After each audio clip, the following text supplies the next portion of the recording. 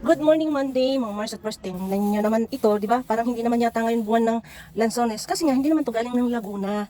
So, galing Davao siya. So, pag galing Davao, mga Mindoro, ganyan, sobrang tamis as in. Yes, sobrang tamis niya. Tapos, natuwa naman ako dito sa kulay ng mangga. Tingnan nyo naman, oh, kulay pa lang. Super bango niya. Siyempre, hindi naman to natin masasabing hinog sa puno. Natural, kalburo yan. Pero siyempre, maganda yung kanyang pagkainog kasi nga is magulang na. Yes, magulang na to. So, ready to eat na talaga. Sobrang bango as in. Sobrang ganda pati niya. Diba? Dala-dalawa lang naman ako bumili kasi syempre ayoko matitenga tapos di naman makakain, diba? So, ito, isang kainan lang naman. So, syempre, alam niyo na kung sinong kakain niyan. E di si Bunso, na sobrang sipag kumain ng prutas. O, di ba? Tapos ito, 1 kilo yung nabili ko. Ito kasi talaga naman, uupuan niya ito. Uupuan niya, hindi niya titigilan hanggat dito maubos. Mamaya at mayain niya ito. Make sure lang yung bata, syempre. Minsan kasi ito, malamig sa sikmura. So, kailangan hanggat maaari, may laman ang tiyan ng bata. Kasi, good naman ang mga prutas.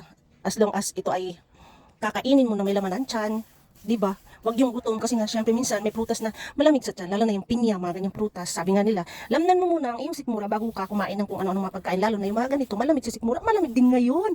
Sobrang lamig. Apakalamig pa mga marikoy ko. Pagising sa umaga, malamig siya. Dito sa loob, hindi ganun kalamigan. Syempre, paglabas mo, kasi dito sa amin, bundok yung likod. So talagang sa gabi, bumababa yung lamig galing bundok. Talagang mapapakapi ka ng ilang beses sa maghapon. Sa gabi bago matulog, mapapakapi ka rin sa sobrang lamig. So namnamin natin, lubusin natin ang lamig. January, February, pagpasok March, ay nako, kakaiba na ang simoy ng hangin. Alam nyo yan, alam natin ng lahat. So syempre, malapit na naman ang summer. Ligo-ligo, time na naman tayo sa mga kung saan pwedeng lubluban. Diba? O diba ang dami? May pasobra pa yan ng 1 kilo pinasobrahan pa ng may-ari. How bait naman. Napakabait ng may-ari. Meron pa pala pahabol itong ano na to, saging. Hindi ito mawawala sa kanyang listahan ni Bunso. At pagka yan ang kasama ko sa palengke, hindi pa pwedeng di yun magpapabili ng prutas. Or kaya pag ako lang mamamalengke, sasabihin nun, ma, pasalubong prutas, bili ka. O diba, pag iba mga bata gusto yung laruan ay pasalubong. Pero si Bunso, mas gusto nun pasalubong ay prutas. Sasabihin pa, ma, lahat ng prutas. Hindi ba napakamahal ng prutas? Diba? Yung pampamalengke ko nahahati dahil para lang makabili ako ng prutas. So okay lang naman kasi di man sila nagbabaytanis eh. So ayan, kain na muna tayo ng prutas, mga bariki ko. So hindi pa ganun kahinog-hinog talaga kasi ay matigas. Malutong pa yung balat.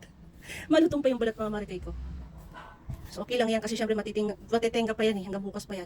Kaya nga kalahati lang binili ko kasi pagka isang piling naman, syempre ang dami diba? So kalahati lang 2, 4, 6, 7 piraso mga marikay ko. O diba? Okay na yan kasi ako araw-araw naman ako nasa palengke. Araw-araw ako nabili ng ulam namin. Yeah, kain tayo ng prutas. Masarap. Tapos bumili din ako ng lemon. Dito kay jowa ko. Iwain ko itong ng maninipis tapos ilalagay ko sa bakanting garapon. Lalagyan ko ng honey kasi mayroon akong honey marami. I-slice ko to tapos maglalagay ako ng mga siguro 1 puso ng bawang. Yung buo mga marikoy, pwede rin i-slice niyo yung bawang manipis para kasi mababad o kumatas yung lemon at saka ito. Ay lemon at saka yung honey. So ititenga ko lang siya sa garapon kasi yung aking jowa mahilig doon. So nagtitake siya araw-araw. Siguro ibabad ko na muna siya kahit mga 5 days mga marikoy, pwede mo na siyang i-take araw-araw. Parang 1 kutsara araw-araw i-take mo. Super ganda nito, promise. Bawang, lemon with honey. Babad mo lang siya. Mapakainom sa katawan. Malakas to na vitamin C para gamitin natin. Kasi lalo naman ubos ipon sa umaga. Sa araw-araw gawa ng malamig pa. So yun lang naman mga marikoy ko. Thanks for watching. Kain tayo prutas. Bye!